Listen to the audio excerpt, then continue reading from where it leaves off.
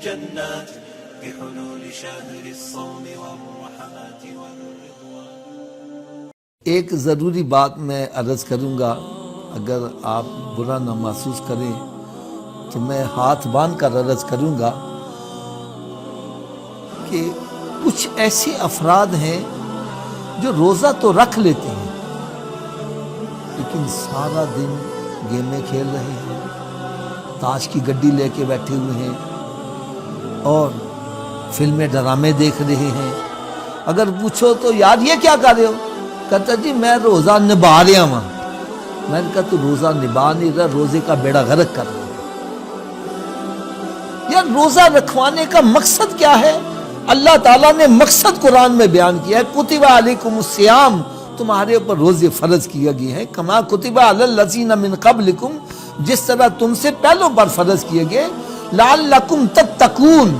روزے کی فرضیت کی غرض و غایت کیا بتائے؟ تاکہ تم متقی پرہیزگار بن جاؤ، تمہارے دل میں خوف خدا پیدا ہو جائے. اور روزہ رکھ کے بھی اگر خوف خدا نہیں ہے، گناہ کر رہا ہے، ایسے بندے کی پھر مثال حدیث میں کیا آئی ہے؟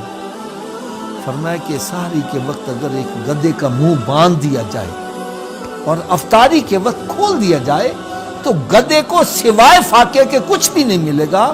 فرمایا اسی طرح وہ بندہ جو روزہ تو رکھ لیتا ہے، نہ نماز پڑھ رہا ہے، نہ حرام سے بچ رہا ہے، نہ بدکاری سے بچ رہا ہے، ایسا بندہ یہ سمجھے کہ وہ گدھے کی طرح اس کا منہ باندھ دیا ہے، افطاری کا وقت کھول دیا ہے، اب اس کو سوائے فاقے کے کچھ بھی نہیں ملے گا.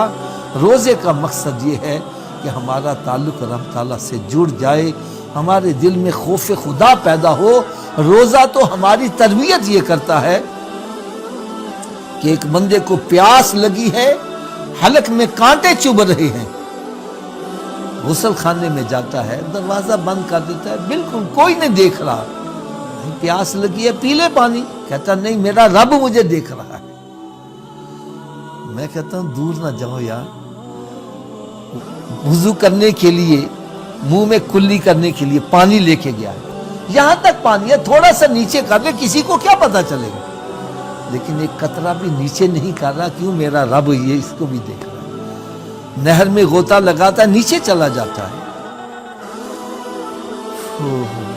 وہاں بھی جا کر پانی نہیں پیتا کہ میرا رب پانی کی گہرائی میں بھی مجھے دیکھتا ہے. یار اس سے اور آگے کیا بتلاؤں کہ افطاری کا وقت ہے، طرح طرح کی نعمتیں سامنے رکھی ہیں، حلال چیزیں موجود ہیں،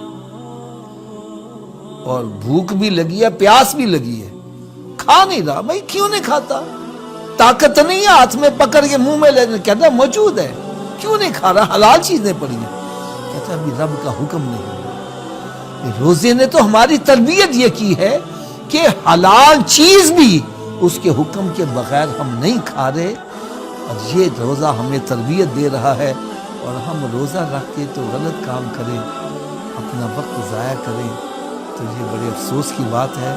ہمیں روزہ رکھنے کے بعد قرآن پاک کی تلاوت، درود و سلام پڑھنا، ذکر اذکار کرنا، قرآن پاک کی تفسیر ہو، اسلامی کتابیں ہوں، اپنی زندگی کی قضا نمازیں ادا کریں، نوافل پڑھیں. یہ ہے روزہ نبھانے کا طریقہ. یہ نہیں کہ گیمیں لے کے بیٹھا ہوا ہے اور سارا دن نہ نماز کی پرواہ ہے اور نہ کوئی اور بات کی پرواہ ہے. یہ روزہ نبھانا نہیں ہے، روزے کا بیڑا غرق کرنا ہے. اللہ تعالی ہم سب کو سمجھنے کی اور عمل کرنے کی توفیق. فاجمعني بكل الصحب والأحباب واكتب لنا أن ندخل الجنات بالريان. يا رب فاجمعني بكل الصحب والأحباب واكتب لنا أن ندخل الجنات بالريان. روح تلألئ في السماء تجلل الرحمن وتعظم المولى القدير وتعبد المنان وتحفز النفس الكريمة تبتغي الجنات بحلول شهر الصوم والرحمات والرضوان. روح تلألئ في السماء تجلل الرحمن وتعظم المولى القدير وتعبد المنان وتحفز النفس الكريمة تبتغي الجنات بحلول شهر الصوم والرحمات والرضوان.